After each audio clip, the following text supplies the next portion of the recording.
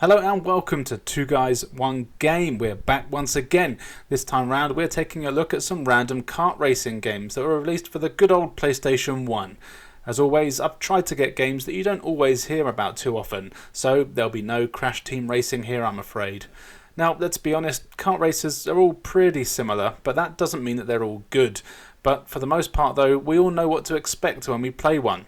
Anyway, how about I shut the hell up and we take a look at some games. Chocobo Racing by Square is a spin-off from the Final Fantasy series, where a handful of characters take a break from turn-based battles and race some karts around. I've never played a Final Fantasy game, so I've got no idea who any of these people are, but I'm sure they're all fan favourites. You've got the usual array of small and fast characters as well as fat and slow ones, and they're all noticeably different to play as. And you also get to choose a specific ability for each of your characters, which ranges from boosts or being able to fly or use obstacles. The courses themselves all look great, and there's a good variety here. I'm assuming they're all based on locations from the games, but again, I can't confirm this.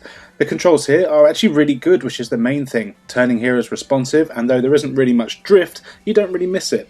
The game's got a few cups to unlock and some characters, which is always handy. You can also play through a story mode, which sees you having different conditions to win each race, and a flimsy storybook style thing to read. Thankfully, it doesn't go on too long and it's actually pretty fun. Overall, this is actually a really good racing game, and I would definitely recommend checking it out. Extreme Go Kart for the PS1 really doesn't try and hide the fact that it's ripping off Mario Kart 64. Now the game actually looks pretty good with some bright colourful courses and a lot of cool characters to choose from. Though there's no hills or anything on the tracks, they're all flat, which makes the whole thing feel a bit cheap. The characters of course are your standard class types with the big heavy ones and the slow faster ones, but no matter who you choose, they all control pretty badly. The main issue here is that if you touch anything on the track, be it an obstacle, another racer, or if you touch a wall, you tend to just stop dead or spin out way too easily. On the tracks you can pick up boost potions. You'll need these to build up your boost meter, and when it's full you can trigger it, and you get a pretty good boost. But, of course, if you touch anything while you're boosting, you'll just slam into a wall and lose everything. The courses themselves are okay for the most part, despite being flat, and there's quite a lot going on in them. But honestly though, there isn't really anything more to say about this one. It's a very generic game. It does have an interesting selection of characters, but overall the controls and collision. Mega Man Battle and Chase lets you choose from a great selection of Mega Man characters, and then you get set, ready and go your way around a bunch of Mega Man inspired levels that are littered with enemies and obstacles from the game. As you're a Mega Man character, you've got plenty of weapons to help you get through these levels. These can be used to shoot enemies, and if you get a certain number of them, they'll give you a power-up to use, which you can then use to slow the other racers down. Something that's really interesting about the game is that after you win a race, you can steal a part from your opponent's vehicle that you can then put into your car, which can improve your vehicle's stats. So if you need better tyres, engine or weapons, you just gotta steal them. In terms of graphics, the game looks decent, with each racer being recognisable and the courses have loads going on, and the vehicles are all pretty unique too. Thankfully, the controls are also very solid, and the turning, while it isn't perfect, generally I didn't have many problems navigating the courses. For some reason you only get to see half the screen, which is a bit of a shame, but really that's the biggest issue. Overall though, this is worth checking out. Morehun Cart lets you choose from a variety of chickens, a frog and a snowman as you take part in a handful of races. Along the way you get to collect a few weapons, including a rocket, hammer and even a 16-ton weight that falls from the sky and crushes your opponent. The graphics here are very basic and the animation is jerky, and sometimes the characters just jerk around for no reason. Having said that though, the races themselves are actually quite smooth and fast. There's often shortcuts on the tracks, which adds about 3 seconds of excitement to the game.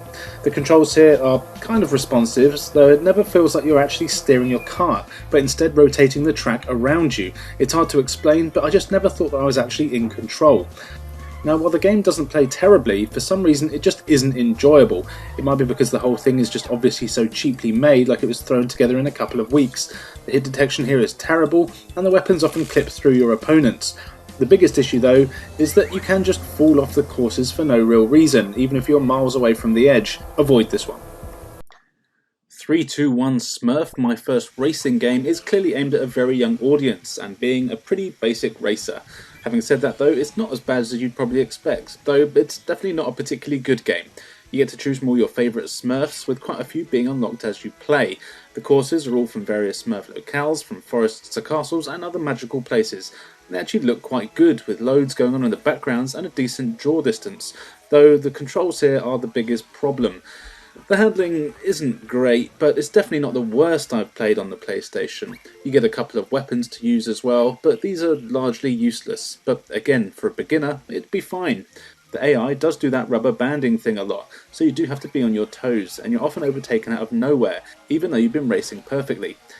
But really, that's all there is to the game. It's your pretty bog standard racer. It does exactly what it says on the tin. It's definitely aimed at younger players who might not have played a racing game before, and you know what, they'd probably enjoy it. Speedpunks for the PS1 has your standard kart racer tropes, giving you a handful of characters with different stats and a few different cups to race through. Graphically, the game looks fantastic and it's one of the best looking I've seen in a while. Everything is bright and colourful and it has a very PlayStation look. There's little to no pop-up and there's no texture warping, which is great. There's weapons to collect here, which again are your usual array of missiles, boosts, steals and shields, and they're all easy to use. The tracks also have boost icons that you'll need to collect to fill your boost meter. Once it's full, you can use it to get a decent advantage. Something that's interesting here is that you have different types of track, including drift tracks that are much wider and have a slippier surface. These are fun to race on. And luckily, the controls are just as good as the graphics. The sense of speed here is fantastic and you have a power slide that does take some practice, but it's essential in winning the races. Unfortunately, there aren't that many cups to choose from, but it does get pretty tricky, so you will have to practice. But the game is fun enough that you won't mind doing this.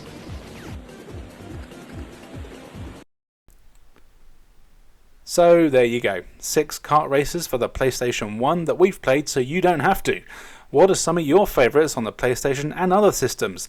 Let us know in the comments below so we can feature them in future videos. We'd love it if you subscribed. We've got loads of cool videos on the way and ones that you can check out if you haven't already, and we don't want you to miss out. We're always looking for interesting topics to cover, so let us know what you'd like to see in the future. You can also check out the Two Guys One Game podcast, where we talk about gaming, movies and everything in between. And you can follow me on Instagram at The Reviews Brothers, where I have hundreds of retro and modern video game reviews. Now, all that's left for me to say is thank you for joining us, and we'll see you next time.